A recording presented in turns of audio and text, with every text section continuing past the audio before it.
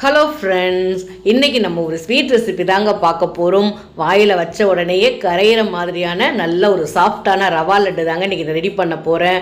இந்த ரவா லட்டு செய்கிறதுக்கு ரவா எந்த பக்குவத்தில் வறுக்கணும், ஜீனி எந்த அளவுக்கு எடுத்துக்கணும், இன்றைக்கி நம்ம பால் சேர்த்து தாங்க ரவா லட்டு ரெடி பண்ண போகிறோம். பால் சேர்த்தா கூட 20 நாள் வரைக்கும் கெட்டு போகாமல் இருக்கிறதுக்கு என்ன மாதிரி டிப்ஸ் யூஸ் பண்ணணும் அப்படின்ற ஃபுல் டீட்டெயில் வீடியோ தாங்க பார்க்க போகிறோம். இந்த வீடியோவில் நிறைய டிப்ஸ் அண்ட் ட்ரிக்ஸ் எல்லாம் இருக்குது. வீடியோ ஸ்கிப் பண்ணாமல் பாருங்கள். வாங்க இப்போ நம்ம வீடியோக்குள்ளே போய் நல்ல ஒரு சாஃப்டான ரவா லட்டு எப்படி ரெடி பண்ணுறோம் அப்படின்றத பார்க்கலாம். ரவா லட்டு செய்கிறதுக்கு முதல்ல நம்ம ஜீனியை நல்லா ஃபைனாக பவுடர் பண்ணி எடுத்துக்கலாங்க. ஈரம் இல்லாத ஒரு மிக்சி ஜார் எடுத்துருக்கிறேன். மெஷரிங் கப்பில் முதல்ல 1 கப் அளவு ஜீனி சேர்த்துக்கிறேன். நல்லா ஈரம் இல்லாத கப்பாக எடுத்துக்கோங்க. திரும்ப ஒரு 1/2 கப் அளவு ஜீனி சேர்த்துக்கலாம். மொத்தத்துக்கு 1.5 கப் அளவு ஜீனி சேர்த்துருக்குறேன். இது 400 கிராம் அளவுக்கு வரும்.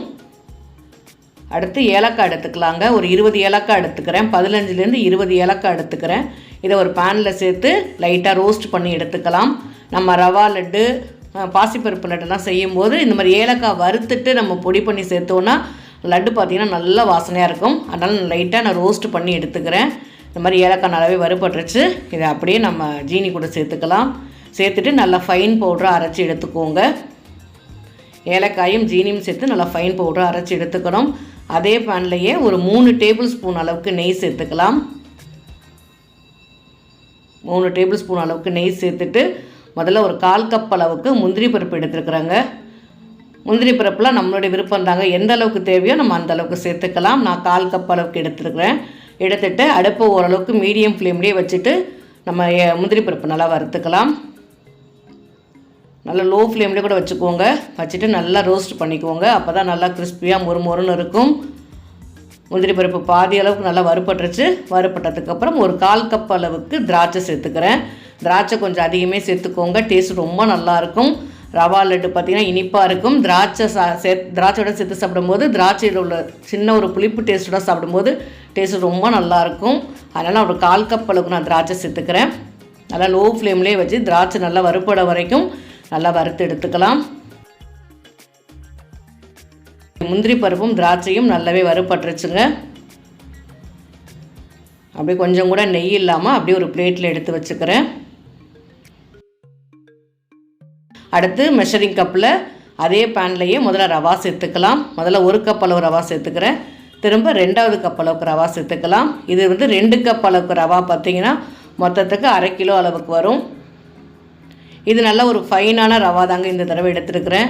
நல்ல ஒரு ஃபைன் ரவானா ரவா லட்டு செய்கிறதுக்கு டேஸ்ட் ரொம்ப நல்லாயிருக்கும். சாஃப்டாகவும் இருக்கும். நம்ம உப்புமாவுக்கு வர ரவா பார்த்திங்கன்னா கொஞ்சம் திக்காக இருக்க மாதிரி இருக்கும். இது நல்ல ஒரு ஃபைனான ரவாயாக இருக்குது. அதனால் இந்த மாதிரி ரவா தாங்க நான் யூஸ் பண்ணியிருக்கேன். திரும்ப ஒரு 2 டேபிள் ஸ்பூன் அளவுக்கு நெய் சேர்த்துக்கலாம். நல்லா நெய்யிலேயே தாங்க ரவா நல்லா நமக்கு பொரிஞ்சு வரணும். அடுப்பு நல்லா லோ ஃப்ளேம்லேயே வச்சுக்கலாம். ரவா பார்த்திங்கன்னா கைவிடாமல் வறுத்துக்குவோங்க. நமக்கு நெய்யிலேயே நல்லா ரவா பொரிஞ்சு வரணும். ரவையோட பச்சை வாசனை இருக்கக்கூடாது. அந்த மாதிரி நம்ம ரவா நல்லா பொறுமையாக வறுத்து எடுத்துக்கலாம். நம்ம திரும்ப நெய்யெல்லாம் சேர்க்க மாட்டோம். ரவா வறுக்கிறதுக்கு எந்த அளவுக்கு நெய் சேர்த்துக்கிறோமோ அது மட்டும்தாங்க. திரும்ப ஒரு டேபிள் ஸ்பூன் அளவுக்கு நெய் சேர்த்துக்கிறேன். சேர்த்துட்டு நல்லா வறுத்துக்கோங்க. நல்லா கைவிடாமல் ரவையோட பச்சை வாசனை போகிற வரைக்கும் நல்லா வறுத்து எடுத்துக்கணும். ஒரு 5லேருந்து 6 நிமிஷம் முதல்ல நான் வறுத்துருக்குறேன். ரவை நிறமும் மாறக்கூடாது, ஆனால் பச்சை வாசனையும் இருக்கக்கூடாது. அந்த மாதிரி வறுத்து எடுத்துக்கோங்க. அப்போ தான் ரவா லட்டு பார்த்திங்கன்னா நல்லா ஒயிட்டாக இருக்கும். தேங்காய் பார்த்திங்கன்னா மெஷரிங் கப்பில் 1 கப் அளவுக்கு தேங்காய் எடுத்துக்கிறேன். ஒரு 6 நிமிஷம் வறுத்ததுக்கப்புறம் நல்லா ஃப்ரெஷ்ஷான தேங்காய் சேர்த்துக்கோங்க. தேங்காய் சேர்த்து ரவா லட்டு சாப்பிடும்போது டேஸ்ட் ரொம்ப ரொம்ப சூப்பராக இருக்கும் ஃப்ரெண்ட்ஸ். கட்டாயமாக ட்ரை பண்ணி பாருங்கள். தேங்காய் சேர்க்கறதால கெட்டு போயிடுமா அப்படின்னு பார்த்திங்கன்னா கெட்டு போகாதுங்க. நம்ம நல்லா வறுத்துட்டோன்னா ரவா லட்டு கெட்டு போகாமல் 20 நாள் வரைக்கும் நம்ம வச்சு ஸ்டோர் பண்ணி சாப்பிட்லாம். நம்ம இப்போ எப்படி ரெடி பண்ணுறோமோ அதேமாதிரி ஃப்ரெஷ்ஷாக இருக்குங்க. ஒரு 20 நாள் வரைக்கும் அப்படியே அதே சாஃப்ட்னஸோடு கெட்டு போகாமல் சூப்பராக இருக்கும். எனக்கு இந்த ரவா வறுக்கிறதுக்கு கிட்டத்தட்ட 12 நிமிஷம் ஆணுச்சுங்க. லோ ஃப்ளேம்லேயே வச்சு கைவிடாமல் வறுத்து எடுத்துருக்கிறேன். கடைசியாக காமிக்கிறேன் பாருங்கள். ரவா பார்த்திங்கன்னா நெய்யிலேயே நல்லா பொரிஞ்சு அப்படி இருக்கணும். அந்த மாதிரி பக்குவத்தில் வறுத்திங்கன்னா ரவா லட்டு கெட்டு போகாது. மொத்தத்துக்கு 12 நிமிஷம் வறுக்கணும். நல்லா கைவிடாமல் வறுத்துக்கிறேங்க. நம்ம எந்த பக்குவத்தில் வறுக்கிறோமோ கொஞ்சம் பொறுமையாக நம்ம ரெடி பண்ணோன்னா டேஸ்ட் அட்டகாசமாக இருக்கும் ஃப்ரெண்ட்ஸ். நல்லா தேங்காயும் நல்லா வறுபட்டு இருக்கணும், ரொம்பலாம் நிறம் மாறி இருக்கக்கூடாது. அப்படி ரெடி பண்ணோன்னா ரவா லட்டு நல்லா ஒயிட்டாகவும் இருக்கும், ரவையோட பச்சை வாசனையும் இருக்காது, ரவை நல்லா பொரிஞ்சும் இருக்கும், டேஸ்ட் ரொம்ப நல்லாயிருக்கும். கட்டாயமாக ட்ரை பண்ணி பாருங்கள். ட்ரை பண்ணி பார்த்துட்டு உங்கள் கமெண்ட்டை பதிவு பண்ணுங்கள்.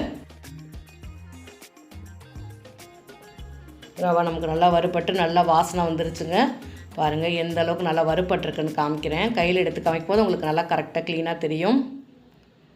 இந்த மாதிரி நல்லா பொரிஞ்சு ரவா நல்லா பொரிஞ்சு வாசனை ரொம்பவே நல்லா வந்துருச்சு. இப்படி தனித்தனியாக நல்லா பொரிஞ்சு வந்திருக்கணும். இந்த பக்குவத்தில் வறுத்து எடுத்துக்கோங்க. நல்லா அடுப்பு ஆஃப் பண்ணிட்டாங்க. ஆஃப் பண்ணிவிட்டு இப்போ நம்ம மிக்ஸி ஜாரில் ஜீனி நல்லா பொடி பண்ணி வச்சுருக்கோம் பார்த்தீங்களா, அது அப்படியே ஒரு பிளேட்டில் போட்டுக்கிறேன். அதே மிக்ஸி ஜார் எடுத்துக்கலாம்.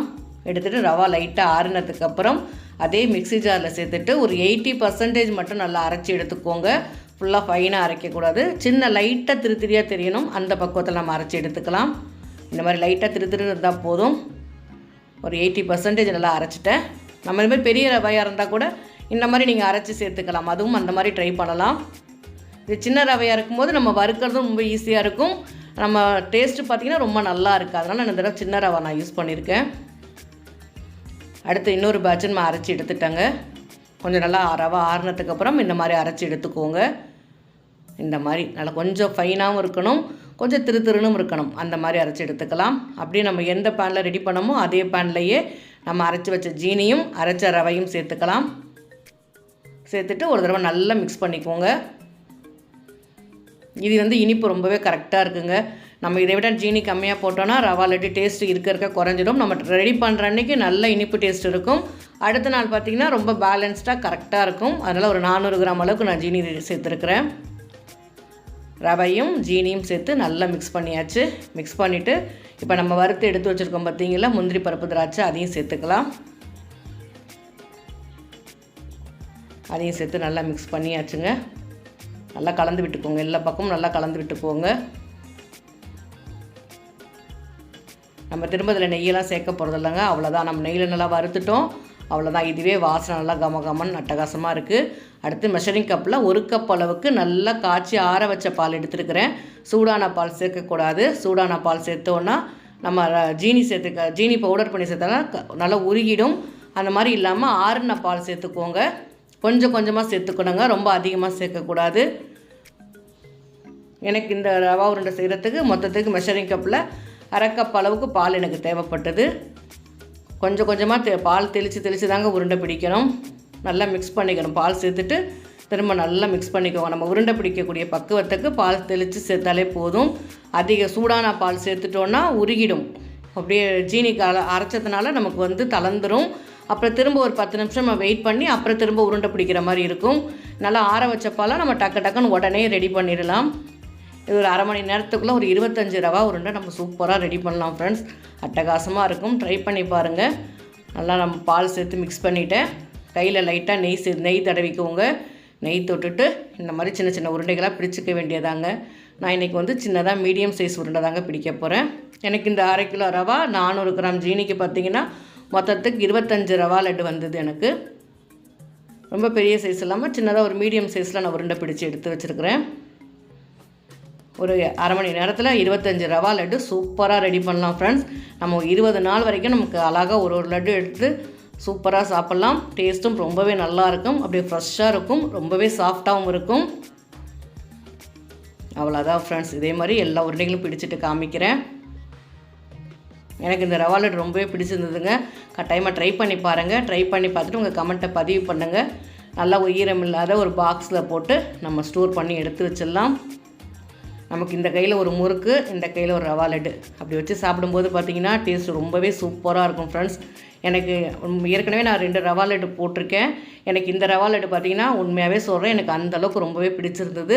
நம்ம தீபாவளி டைமோ நம்ம பசங்க வீட்டில் இருக்கும்போது அந்த மாதிரி ரவா லட்டு நம்ம ரெடி பண்ணி கொடுக்கலாம். டேஸ்ட் அட்டகாசமாக இருக்குது. நம்ம ரெடி பண்ணுறதும் ரொம்பவே ஈஸியாக இருக்கும். நல்ல ஒரு சாஃப்டான நல்ல ஒரு ஒயிட் கலரில் அட்டகாசமான ரவா லட்டு சூப்பராக ரெடி ஆகிடுச்சு. இந்த ரவா லட்டு நான் உடச்சி காமிக்கிறேன் பாருங்கள் எப்படி இருக்குன்னு. பாருங்கள் எந்த அளவுக்கு சாஃப்டாக மெத்துன்னு இருக்குது பாருங்கள். உள்ளே பாருங்கள் எந்த அளவுக்கு நல்லா மெத்துன்னு இருக்குது. டேஸ்ட்டு உண்மையாகவே அட்டகாசமாக இருக்குது. என்னோடய ரெசிபீஸ்லாம் உங்களுக்கு ரொம்பவே பிடிச்சிருந்தா மறக்காமல் ஒரு லைக் மட்டும் கொடுங்க. உங்கள் கமெண்ட்டையும் பதிவு பண்ணுங்கள். நல்லா ஒரு முறுமுறு முந்திரி பருப்போட நல்ல திராட்சையோட சின்ன ஒரு புளிப்பு டேஸ்ட்டோட தேங்காய், ஜீனி, ரவா எல்லாத்தையும் சேர்த்து சாப்பிடும்போது டேஸ்ட் அந்தளவுக்கு நல்லாயிருக்கும். தேங்க்யூ.